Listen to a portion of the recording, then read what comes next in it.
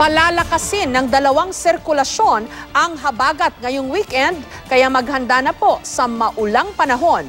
Ayon sa Metro Weather, hindi inaasahang papasok sa Philippine Area of Responsibility ang bagyong Omais na nasa Pacific Ocean.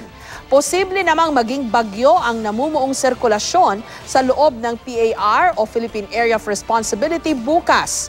Walang direktang epekto sa ating panahon ang mga naturang sirkulasyon, pero sabay na paiigtingin ng mga ito ang habagat.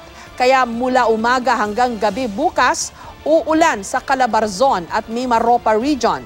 May ulan na rin sa Cagayan Valley Region, Central Luzon at Bicol Region sa hapon. Sa linggo halos buong Luzon ang uulanin pagdating ng hapon.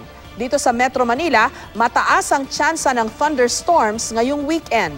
Maulan naman sa halos buong Visayas sa Sabado at Linggo. Habang sa Mindanao, asahan ang ulan sa Sulu Archipelago, Zamboanga Peninsula at Soc-Sargen sa Sabado at Linggo ng umaga. Sa hapon, uulanin na rin ang iba pang mga rehiyon. Yan ang latest mula sa GMA Weather. Magplano para sigurado, I am ready. Serbisyong totoo ng GMA News.